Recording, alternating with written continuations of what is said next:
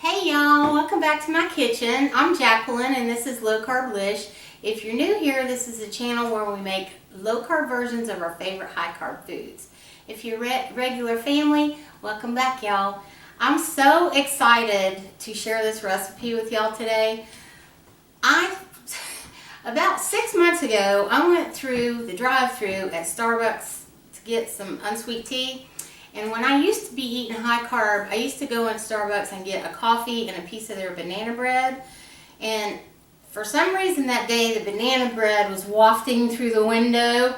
And I really started wanting banana bread and, you know, can't do that. So I tried a bunch of different recipes that I found online that were low carb or keto banana bread. And they were good, but they weren't like real banana bread, you know. And I was really craving not only the banana flavor, but I was craving the texture and the way banana bread is. And so I worked and tried different things. I tried several different flavorings, and a lot of them tasted like candy, that banana candy flavor that to me is not that appealing. So I just kept working at it, and I kept thinking, what can I use to make this bread taste like actual banana bread and give it that texture, you know? And so it dawned on me that when we make the apple pie filling and we use yellow squash, that, you know, the yellow squash keeps its shape and everything, and it's like apples when we use it. And then I got to thinking, I wonder if I cut and peeled zucchini and put the zucchini in the bread after it was cooked, how that would change things. Well, let me tell y'all, it changed it amazing. So in the past few, I guess it's been a month and a half now, I have made this recipe 7 times, and every single person that I've fed it to, including people that don't eat any low carb anything, could not tell that it wasn't regular banana bread. And Jenny took it home and fed it to her family, and she was telling them that I had made 2 batches because I was still working on the sweetness level of it. And so she was telling them that I had made some keto banana bread with zucchini, and there was 2 of them, and she wanted them to try it because we were trying to figure out what the most popular sweetness level was. And they thought that she had brought home 1 loaf of regular banana bread and 1 loaf of zucchini bread. And so they're tasting it, and she's like, well, which one do you like the best? And they were like, well, which one's the real banana? They couldn't even tell. She's like, there's not a banana in any of it. And her daughter was like, wait, what? There's no bananas in here?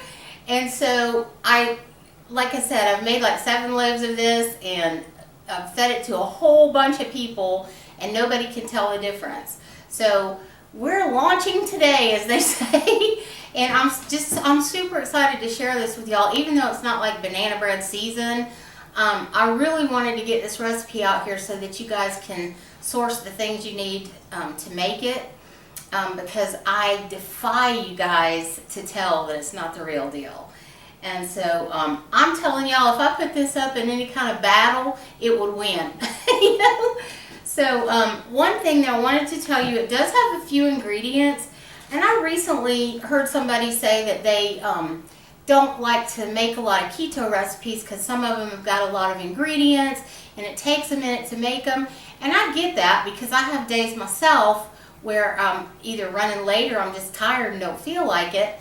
But I also remembered a while back I was watching an artist from Japan, and he did carving, wood carving and painting, and it takes him like a year to make 1 piece, and he sells them for thousands of dollars.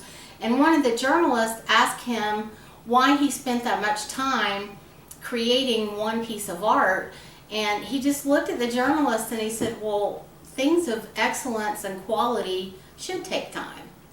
And I've always remembered that about different things in my life, but I feel that way about this recipe too. It's going to take you a minute, but if you love banana bread and you want something that actually tastes like banana bread, that you can feed your family and they won't even be able to tell it, this is it. So I'm going to go over what we're putting in it today, and don't worry about the amounts because I'll always have those down in the description. And you're going to need a loaf pan like this and a sheet of parchment paper. And what I'm going to go ahead and just do the pan while Jenny's filming me, because Jenny was kind enough to help me get things put in cups and everything this morning while I was getting ready, because I was running a little bit late because, y'all, I took Macy out in the front yard this morning to do her thing, and there was another armadillo in the yard. So they've caught 6 of them so far, and there's more. The people are going to keep coming out and trapping them until they get them all, and we don't have any for a while. But anyway, you're just going to spray your pan like this and put your little parchment piece right there, and then just set your little pan aside. And you can set it aside until it's completely ready to be put in. It won't hurt anything for you to do ahead of time. And I wanted to show you what was in there. The main thing that I was telling you about the zucchini, you're going to use 4 zucchini about this size, or 3 that are a little bit larger, or 5 if they're a little bit smaller. You're just going to have to play with it a little bit, because what you're looking for when you get through cooking it is 3/4 cup to 1 cup. 3/4 cup is where I try to keep it, because it keeps the recipe moist but not too wet. But I wanted to show you the size that we're going to be using. And then we are using monk fruit. And we'll put some monk fruit in while we're cooking the zucchini, and some of it will go in the dry mix. We're using sifted almond flour. We've got 6 tablespoons of butter that we're going to melt and put in. There's a 1/2 cup of pecans. You can use walnuts too if you prefer that. Got 1 egg beaten. We've got 1 tablespoon of oat fiber and 1 tablespoon of coconut coconut flour. I'm sorry, I'm having a hard time talking. And a little bit of allulose and a banana flavoring and vanilla. And that reminds me. Okay, y'all, I just wanted to make sure I told you about this flavoring, because this flavoring is a main component of this, and it is a Lorian banana cream flavor. And it's not horribly expensive. I think it was like $7 or $8 for this bottle. And it may not even be that kind. I can't remember exactly right now. But this banana flavoring is the closest thing I have ever found to real banana flavor when I'm cooking. And it just, I mean, it makes this bread rock, y'all. So I'm going to go over to the stove. We're going to get the zucchini going so I can show you guys what we need to do in order to get it going. And then we'll be back and we'll do that. And when we get that done, then we'll put everything together and it'll be ready to go in the oven. See you in a minute. Okay, y'all, so we're over here at the stove. Now what we're going to do is we're going to put our zucchini in a pan, and we're going to saute it over medium and then medium-low heat. And you need about a tablespoon of oil in your pan.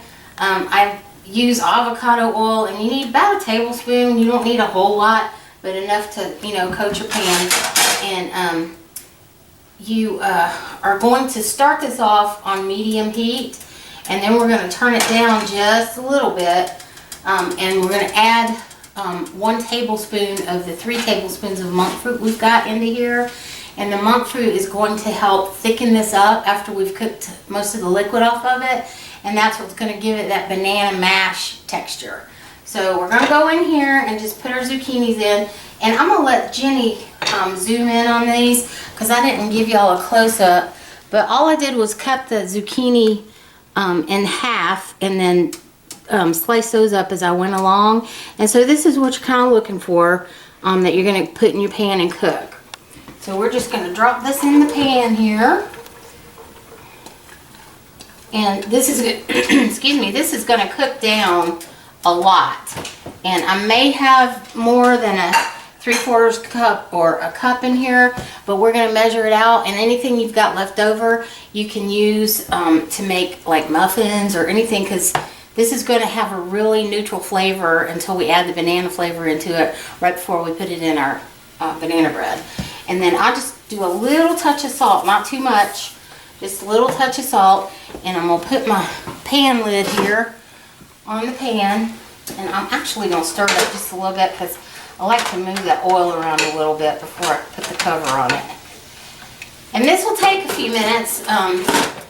It usually takes between 15 and 20 minutes, because we're not trying to scorch it. We're just trying to get it cooked translucent and where the zucchini breaks down. But I will come back and show you that as we get along in that process, because all I'm going to be doing for the next few minutes is every few minutes I'm gonna come in here and stir it up. I'm not adding anything else to it. And then once we get it down a little bit, then we'll add the monk fruit to it. So we'll be back in just a few. Okay, y'all, so the zucchini is cooking down, and I'm getting ready to put 1 tablespoon of the 3 tablespoons of monk fruit that go in this recipe over in here. And if you look, you can see it's translucent.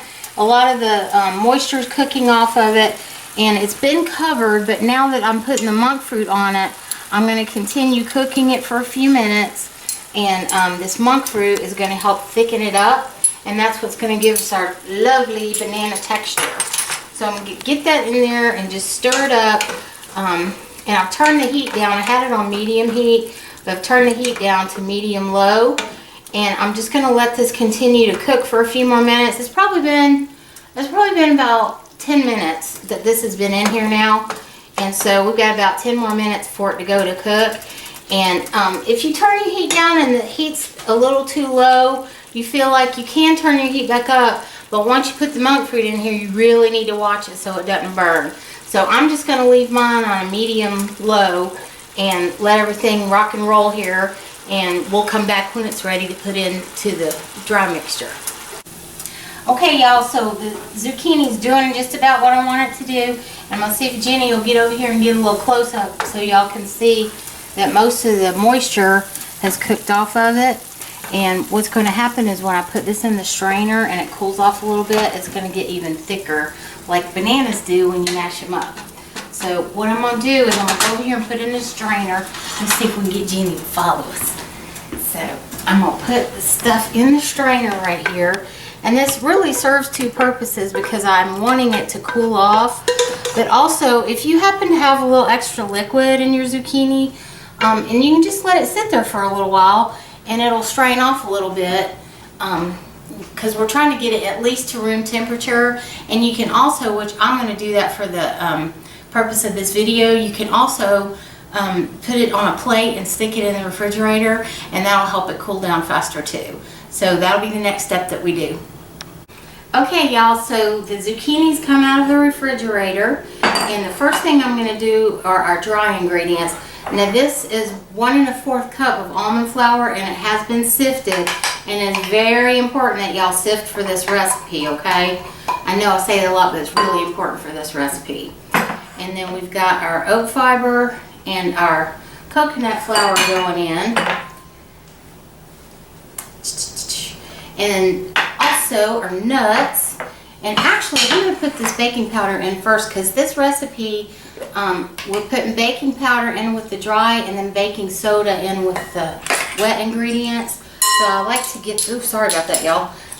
So I like to get the dry stuff stirred up and then add the nuts in, because once it's stirred up and I add the nuts in, the dry stuff's going to coat the nuts, and so they're going to be through your bread instead of sinking to the bottom.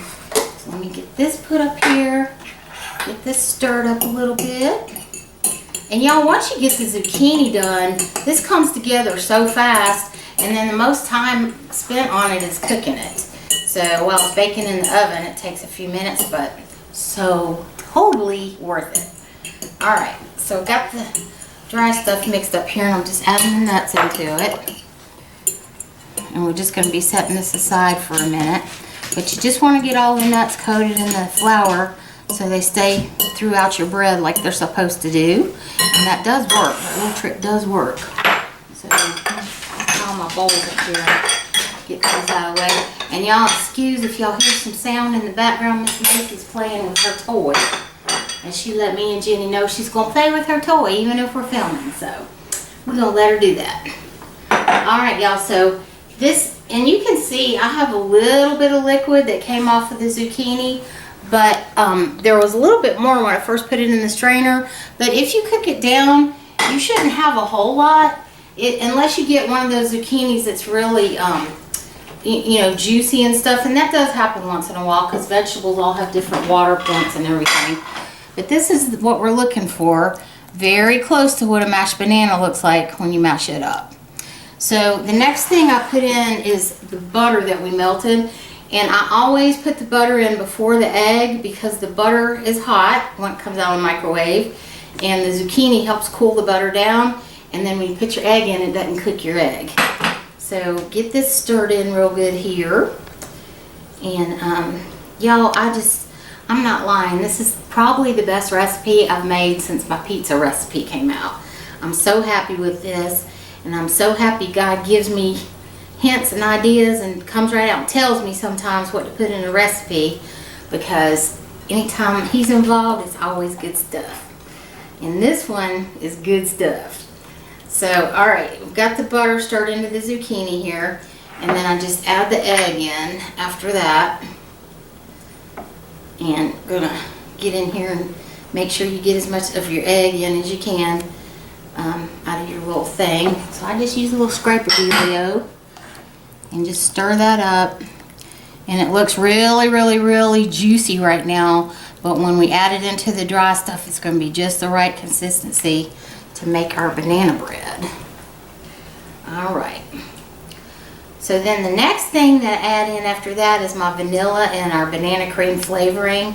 And y'all, I really am serious. This Lorraine flavoring is amazing, and it makes such a difference in the flavor. 'Cause like I said, I've tried several different banana flavorings from the grocery store and even a couple that I ordered off of Amazon, and they just didn't do the trick. And I'm gonna have to do like this because my little spatula won't fit down in there, and I want to get as much of that banana flavoring as I can. Excuse me, I got a frog in my throat, y'all. Alright. And then, oh my gosh, Jenny, you smell that? She's nodding, yeah, like y'all can see her. You can smell it? I can smell it. It smells yummy.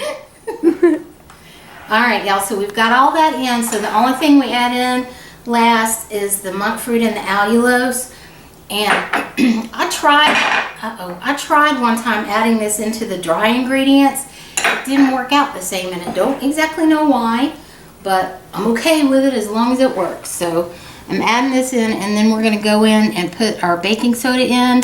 And the baking soda, it doesn't really matter. You can add it at any point to your wet stuff, but you just need to make sure you get it in there. And it's like the baking powder that went into the dry ingredients. You just need a half a teaspoon of it. So we're going to see if we can't get in here and get a half a teaspoon of baking soda. Put in the wet stuff. And get that stirred up.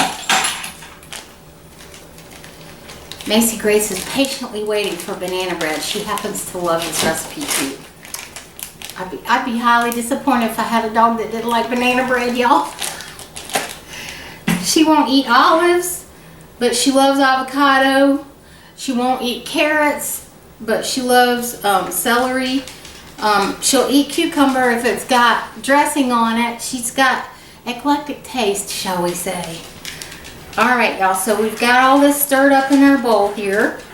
And now we're just going to add this to the dry ingredients.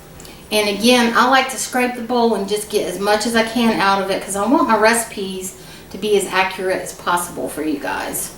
Okay, y'all, so when you add your zucchini into your dry ingredients, you want to make sure that you're getting underneath everything to get all of the dry stuff. Because see, I just did that, and you see how much is in my recipe that's in my bowl that's still dry. So you want to make sure that you get all the way to the bottom, pull that stuff all the way to the top, because you want your batter to be completely mixed in before you put it in your pan.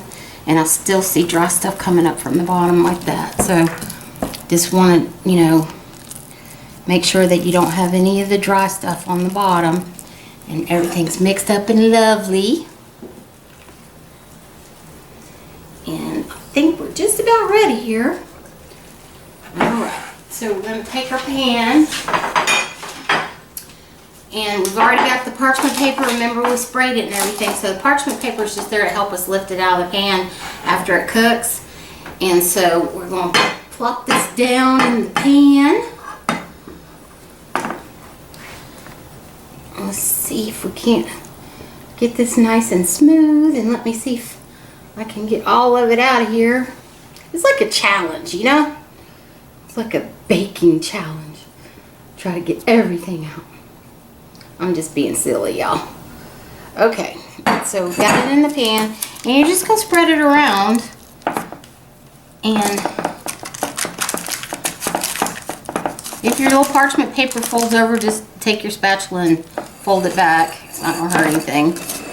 And then spread your little dough around in your pan and get it as even as you can so it'll cook evenly for you. So if you got little corners that are, you know, going downhill, try to fill those in and just make it as smooth and level as possible. I think we're about there.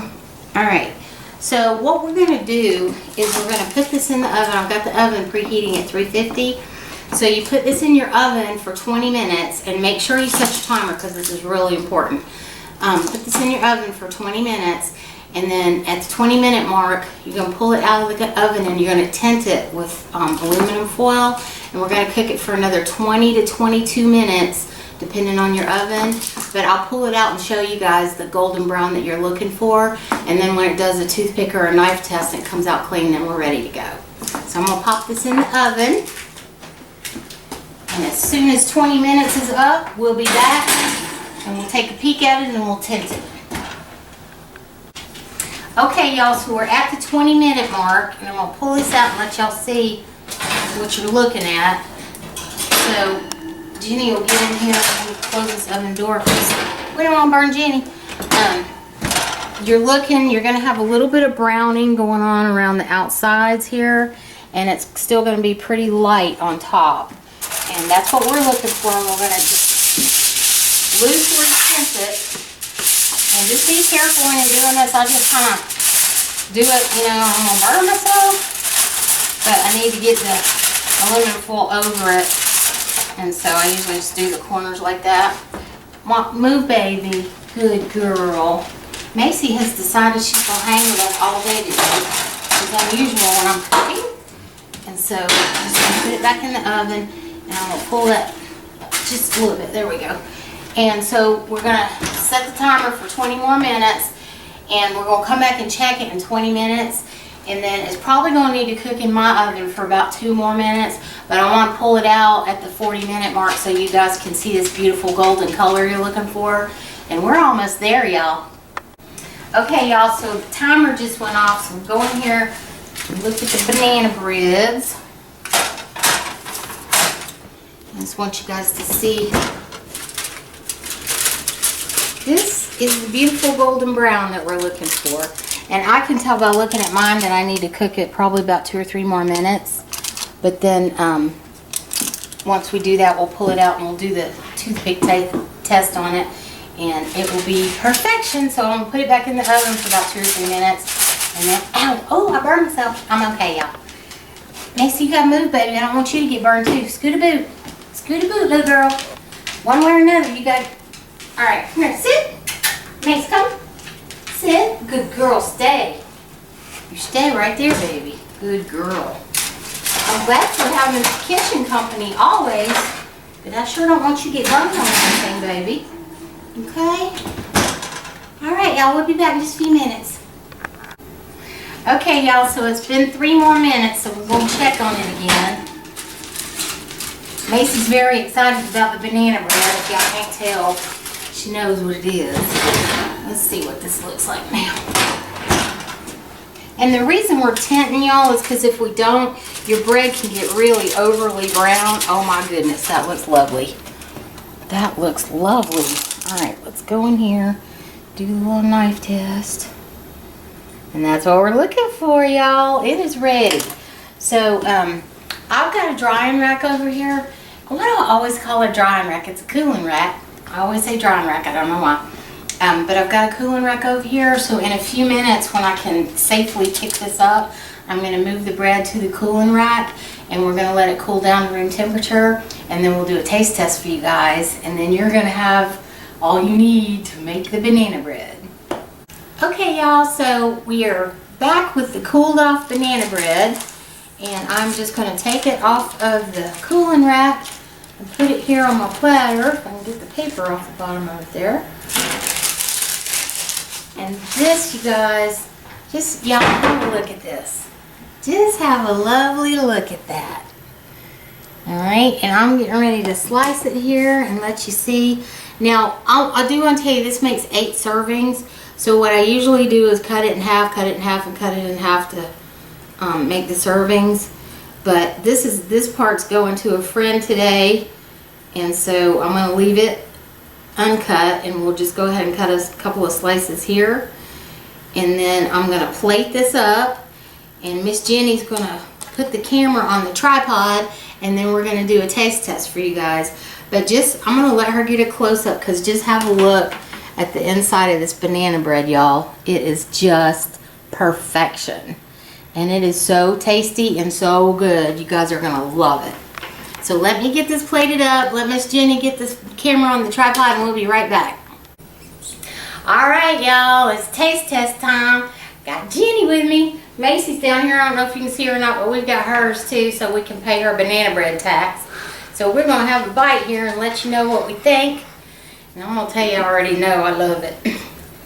So, it looks very nice. It is very nice. Oh my gosh. Y'all, I am telling you, if this banana bread went on, would challenge things, it would win. What do you think? It's really good. It tastes, I mean, it tastes like, but just like banana bread. You sure fooled the heck out of my family. Yeah. It's delicious. That is so good. This would be so nice with a cold glass of milk or almond milk. Oh yeah. I like it with my coffee too. Oh yeah. That sounds good. Y'all, Yum. no kidding, it is fabulous. And I wanted to tell y'all one more thing. Let me pay Macy's banana bread tax here. She's been very good. She's been very good today. Good girl. Good job. Okay. So, what I was going to tell you guys is, in the next couple of days, I'm going to be doing a giveaway video after this one. And I'm not going to tell you everything that's in the giveaway, but one person is going to win some things that they need to make this recipe, including a bottle of the banana flavoring. So y'all be looking for that. It's probably going to be Saturday before I get that video up, because I have to go into Atlanta and see my attorney tomorrow. So I have to drive into the city. So that always takes a long time. It takes a long time to get there. It takes a long time to get back, and the traffic is always very slow. So anyway, if I can get it up Friday night, I will. But if not, then be looking for it Saturday. But I just want to thank you guys for coming by and hanging out with me again. And I'm so glad Jenny was here to taste test and tell y'all the way that that she likes it. And like I said, we fed it to a lot of people before we made a video out of it. Yep. Nobody could tell it wasn't real banana bread. Yep. So you guys have a great day. I love you so much, and we will talk to you soon. Take care, guys. Bye. Bye.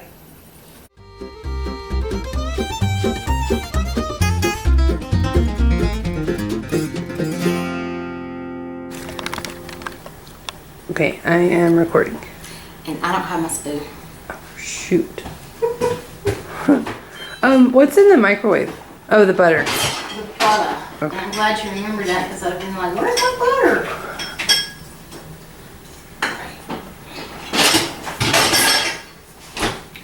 Oh, my goodness gracious. We might get it together today, Jenny. I'm not going to make any promises, but we might. Alrighty, I'm recording. You are good. I want you to pan down. She's got her toy. She's like, Jenny, let's play. Nancy Grace, would it be okay with you if we finish this video first? Macy. Oh, what a good girl. Good job. You. Good job. Hi, baby. Okay. All right. So let's stop so I don't have to cut that.